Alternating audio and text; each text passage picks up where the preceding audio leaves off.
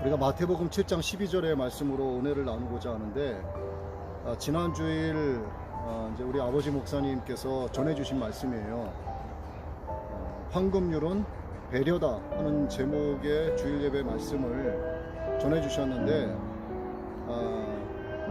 이 말씀에 제가 은혜도 참 많이 받고, 그리고 모든 성도들에게 반드시 필요한 말씀이고, 또 하나님께서 우리에게 말씀하시는 사랑에 관한 함축적인 내용을 담고 있기 때문에 오늘 이 말씀을 오늘 이 자리에서 뿐만이 아니라 다른 곳에서도 허락이 된다면 이 말씀을 정리해서 자주 전해야 되겠다 하는 그런 생각을 지난주 예배 시간에도 광고를 통해서 말씀드린 바가 있습니다. 그래서 오늘도 마태복음 7장 12절의 말씀을 갖고 은혜를 나누고 싶은데, 제가 말씀을 읽을 테니까 잘 들으세요.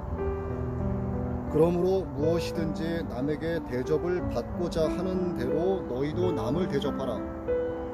이것이 율법이요 선지자니라. 이 말씀이에요. 여러분 뭐 다 아시는 말씀이죠.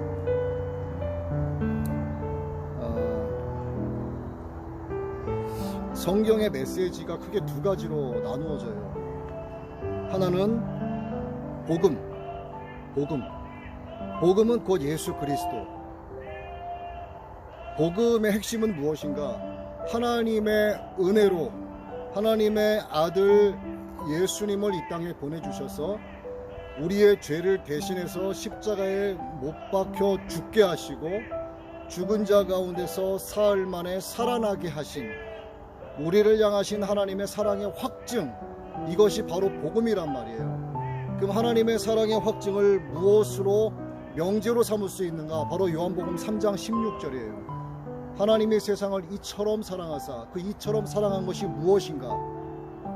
독생자를 주셨으니 이는 그를 믿는 자마다 멸망치 않고 영생을 얻게 하려 하심이라. 이게 모든 인간들을 향한 하나님의 사랑이고, 그 사랑의 방법을 독생자를 보내셔서 죽게 하심으로 우리에게 복음을 정의해 주셨고, 그 복음을 믿는 자마다 구원의 은혜를 받아서 영생을 얻게 하겠다라고 약속해 주신 것, 이것이 성경이 우리에게 주시는 첫 번째 메시지예요. 이게 바로 복음이란 말이야.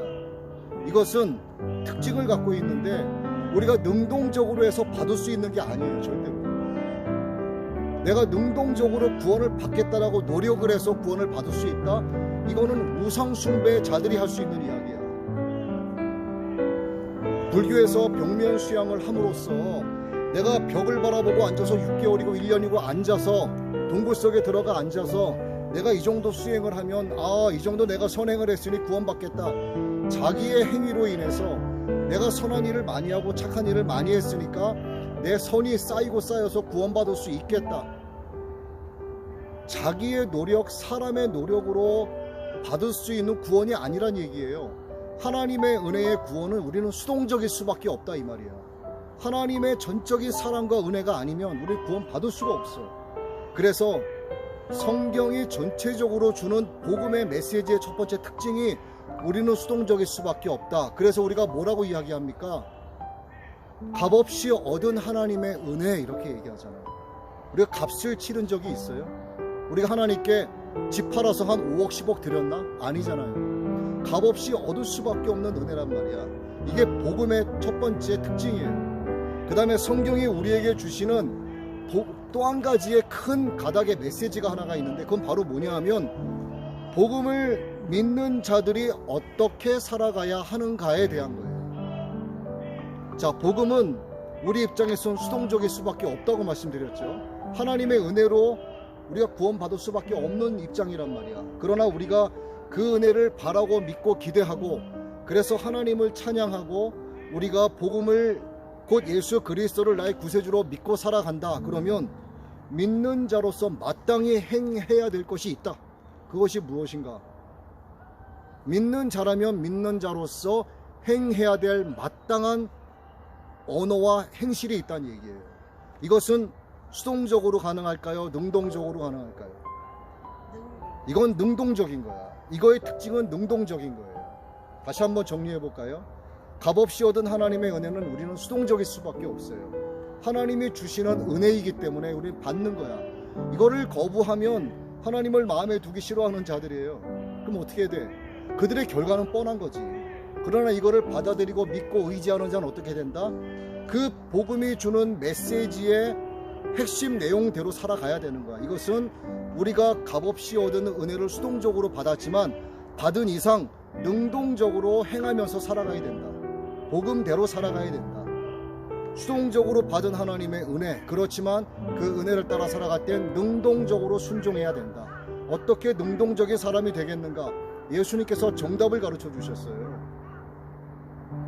나에게서 온유를 배우라. 너희를 각자 십자가를 지라 말씀하셨잖아. 그러면 십자가를 져야 되고 주님의 온유하심을 배우면서 따라가야 되는 거야. 이건 능동적으로 할 수밖에 없는 거예요. 말을 물가에 끌고 가서 물을 먹어라 할 수는 있지만 강제로 먹이지 못하는 거예요. 말이 물을 먹고자 해야만 그 물을 먹는 거거든요. 마찬가지란 말이죠. 그 복음이 주는, 성경이 주는 메시지는 크게 두 갈래다. 하나, 하나님께서 우리에게 주시는 구원의 은혜, 우리 입장에선 수동적일 수밖에 없다. 전적인 하나님의 은혜다. 이거를 우리가 받아들였을 때는 능동적인 입장에 서서 내 십자가를 지고 주님의 온유함을 배우면서 주님 가신 길을 순종하면서 가야 된다. 그러니까 수동적으로 받았지만 받은 이상 능동적으로 순종해야 된다는 얘기예요. 여기 매주 수요일날 우리가 여기서 이 산 중앙에서 숲속에 들어와서 예배를 드리는 게 강제로 합니까? 자진해서 오는 거 아니에요. 스스로 오는 거 아니야. 강제로 너 안 오면 벌금 낼 거야. 누가 이런 얘기를 해? 제가 전화해서 막 오라고 그래요? 아니잖아요. 자진해서 스스로 오잖아요. 이게 능동적인 거예요. 어떻게 살아가야 하는가? 하나님께서 우리에게 계명을 주셨잖아요. 이 성경이 뭐야? 이 성경이 특별 계시란 말이에요. 기독교가 존재하는 건 무엇 때문일까요? 생각해 봤어요? 기독교가 무엇 때문에 존재할까 지금? 응? 기독교가 왜 존재하냐고. 알 것 같으면서도 모르겠죠. 바로 이 성경 때문에 기독교가 존재하는 거예요. 이 성경, 만약에 이 세상 온 지면에서 성경이 다 사라졌다고 치자고, 아니 처음부터 성경의 기록이 없었어. 그럼 기독교라는 게 존재했을까요? 존재하지 않는단 말이에요. 그래서 이 성경이 곧 하나님의 말씀이고, 하나님의 말씀이 곧 하나님이시고, 하나님이 곧 예수 그리스도이신 거예요. 그래서 성경 하나님의 말씀을 사모하고 사랑해야 되는 거예요. 곧 이것이 하나님을 사랑하는 거란 말이에요. 하나님께서 우리에게 주신 이 특별 계시, 이 성경을 통해서 우리에게 함축적으로 주신 율법이 뭐예요? 10가지로 함축시킨 율법이 뭐냐고. 10계명이잖아. 그렇죠. 10계명. 10계명을 우리에게 주셨는데 사람과 하나님 사이의 관계를 설정해 놓은 것이 첫째 계명에서 넷째 계명까지야. 다섯째 계명에서부터 나머지 10번째 계명까지의 관계는 바로 사람과 사람 사이의 관계를 설정해 놓은 거예요. 그 첫 번째 1계명이 뭐예요? 우상 숭배하지 말라 아니야. 나 외에는 다른 신을 섬기지 말라 아니에요. 그렇죠? 하나님께서 왜 그렇게 하셨을까? 나만 사랑하라 이거예요. 내가 너희를 사랑한 것 같이 너희도 나만 사랑해야 된다. 이게 하나님께서 우리에게 주신 모든 율법, 모든 특별 계시의 첫 번째 되는 계명이야. 이것이 첫째 되는 계명이니라고 말씀하셨잖아요. 내가 너희를 사랑한 것 같이 너희도 나를 사랑하라. 어떻게? 몸과 마음과 뜻과 힘을 다하여 나를 사랑하라. 이것을 어떻게 하나님이 말씀하셨는가? 모든 율법과 하나님께서 세우신 모든 선지자들을 통해서 계속 말씀하신 거야. 그렇죠?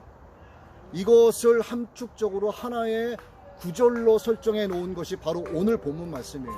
마태복음 7장 12절 다시 한번 들어보세요. 그러므로 무엇이든지 남에게 대접을 받고자 하는 대로 너희도 남을 대접하라. 이것이 율법이요 선지자니라. 율법이요 선지자니라. 율법은 하나님의 전체의 말씀을 가리키는 거예요. 이 전체의 말씀을 하나님께서 세우신 종들을 통해서 가르치시고 선포하게 하신 거야. 결국 뭐예요? 내가 너희를 사랑한 것 같이 너희도 나를 사랑하라 이거 아니야. 자, 이 사랑을 해야 된다라고 하는 것을 우리가 생각하면 굉장히 부담스러운 게 있어. 어떻게 원수를 사랑해? 부담스러운 게 없지 않단 말이에요. 그런데 이것을 조금 마음의 여유를 두고 다르게 표현할 수 있는 단어가 있어요. 그게 뭘 것 같아요? 그게 바로 배려야, 배려. 배려는 사랑의 또 다른 표현일 수 있는 거예요. 사랑이 굉장히 좀 강압적이면서도 뭔가 마음에 뭔가 모를 부담감이 있다면, 다르게 표현한 배려는 뭔가 마음에 약간의 여유가 느껴지는 듯한 느낌이 생기는 거예요. 배려가 곧 사랑이란 말이지. 근데 연인들 사이에서는 어때요? 연인들 사이에서는 그러잖아. 너무 많이 배려하지 말라고 하죠. 우스갯소리로 그런 얘기해. 사귀어보지 않은 사람은 잘 몰라 그걸. 그런 게 있어요. 그래서 이거야. 남에게 대접을 받고 싶으니 그러면 네가 먼저 남을 대접하라 이거예요. 네가 먼저 남을 배려해라.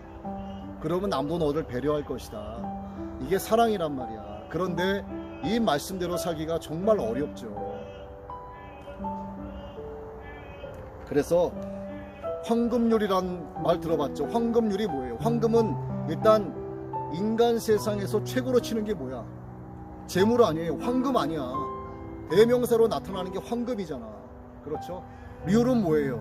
율법을 가리키는 거야. 그러면 최고의 율법이 뭐다? 바로 사랑이다. 하나님께서 말씀하시는 황금률은 뭐다? 바로 사랑이다. 이 사랑을 다르게 표현하면 뭐다? 배려다. 그래서 성경의 황금률은 뭐로 정의할 수 있다? 배려다 이 말이에요. 조금은 덜 부담이 갈 수 있게끔 표현한 것이 성경의 황금률은 바로 배려다. 애기 애타가 아니고 애타 애기가 되는 거예요. 이게 사자성어인데 애기 애타, 나를 먼저 사랑하고 남을 사랑하는 것이 아니라 애타 애기, 남을 먼저 사랑하고 그 다음 나를 사랑한다 이 말이지. 이게 성경의 황금률이라는 얘기예요. 다르게 표현하면 성경의 황금률은 사랑이지만 다르게 표현하면 황금률은 배려다 하는 거죠. 우리는 배려하는 삶을 살지 않으면 안 된다는 거야. 이게 하나님의 기쁨이 될 수 있거든요. 아까 오면서도 이야기했지만 프랑스에는 사마리아인 법이라고 있어요. 이 프랑스 사마리아인 법에 몇 조에서 몇 조까지인지 모르겠어요. 223조에서 몇 조까지 있는데 이 사마리아인 법을 잘 들어보세요. 이거 실존하는 법이니까 현재 누군가가 어려움에 처해 있는데 내가 그를 도와줄 수 있는 입장이에요. 근데 보고 외면하고 지나쳐 버렸어요. 그에게는 5년 이하의 징역 또는 15,000유로의 벌금이 부과가 돼요. 이걸 법으로 정해놓은 거야. 그런데 위험에 처하고 어려움에 빠진 사람을 내가 돕고는 싶은데 내가 저 사람을 돕게 되면 나도 목숨이 위태하게 되는 그런 상황에 처하게 될 것 같아. 그럴 땐 돕지 않아도 돼. 왜? 그런 환경, 그런 정황들이 다 증명이 될 거 아니에요. 그럴 때 돕지 않아도 되는 거예요. 왜? 저 사람을 도움으로 해서 나도 해를 받을 수 있고 죽을 수도 있기 때문에 그때는 괜찮은 거예요. 아무튼 이 프랑스의 사마리아인 법이라는 게 있다는 얘기죠. 이건 뭐야?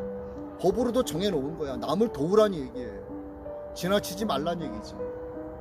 근데 법으로까지 이렇게 정해놓은 것이 어떻게 보면 참으로 서글픈 거야. 그러나 없는 것보단 낫다. 우리는 사마리아인 법이라고 하는 것이 대한민국에는 없지만 우리가 어때요? 보통 우리의 지금까지 살아왔던 어떤 관념, 또 사상, 또 도덕적인 그런 시각 이런 것들을 보면 어때요? 누가 어려움에 처하거나 지나가는데 지하철에 누가 남루한 사람이 구걸하고 있는 걸 보면 못 지나가잖아. 그렇죠? 잔돈이 없으면은 가게 가서 뭐라도 사다가 주고 가잖아요. 이게 바로 그런 거야. 그러니까 그런 마음이 있어야 된다는 얘기죠. 이것을 모든 인생을 주관하시는 분이 바로 하나님이시고 우리는 하나님이신 이 하나님의 말씀을 근거로 살아가고 있고 이 말씀의 최고의 황금률이 바로 배려, 하나님의 사랑이기 때문에 우리는 사랑을 행하지 않으면 안 되는 입장에 놓여 있는 성도의 본분을 지켜가야 된다는 얘기죠. 내가 이런 말하면, 이런 행동을 하면 상대가 좀 서운하겠지, 내가 이런 말하면 좀 상처 입을 수 있겠지, 이렇게 한 번 더 생각을 하면서 이야기하면 좋지 않겠는가, 한 번 더 생각하고 행동을 하면 좋지 않겠는가 하는 그런 말씀을 전합니다. 그런데 역시나 저도 마찬가지예요. 생각 없이 말할 때도 있고 생각 없이 행동할 때도 있어요. 그래서 피조물이가 완전하지 않은 거지, 늘 부족한 거죠. 그래서 우리가 하나님께서 또 한 가지 길을 주신 것이 무엇인가, 바로 회개할 수 있는 자리를 우리에게 허락해 주신 거야. 누구의 이름으로? 하나님의 독생자 예수 그리스도의 이름으로 기도할 수 있는 권세를 우리에게 주셨단 말이야. 아버지께 구하는 거잖아. 그럼 아버지를 용서해 주시는 거죠. 이게 은혜란 말이죠. 이 죄는 말이죠, 두 가지의 대가가 치러집니다. 죄를 지었을 때 두 가지의 대가가 치러져. 첫 번째 큰 대가는 무엇인가? 바로 수치와 수모와 모욕을 당하는 거예요. 또 한 가지 대가는요, 고통과 고난이 따라요. 모든 죄는 그렇습니다. 나 혼자만 몰래 지은 범죄도 마찬가지예요. 사람들은 모르지만 그 사람 양심은 알죠. 그렇기 때문에 이렇게 하면 안 되는데 하면서도 죄를 범했어. 아무도 모르지만 사람들 앞에서는 아무렇지도 않은 척하지만 혼자 있을 때 우리는 모르잖아. 그 사람은 그 양심이 아는 거야. 아, 이렇게 하면 안 되는데, 이렇게 살면 안 되는데, 그러면서 그런 일을 또 겪으면 또 죄를 범해. 이게 반복이 되면 어떻게 돼요? 양심에 화인 맞은 자가 되는 거야. 죄가 곧 내가 되는 거고 내가 곧 죄가 되는 거야. 죄와 내가 하나가 돼서 살아가는 거야. 죄딱지가 그냥 덕지덕지 붙어 있는 거예요. 생선 비늘처럼. 응? 그렇게 되면은 참 힘들지.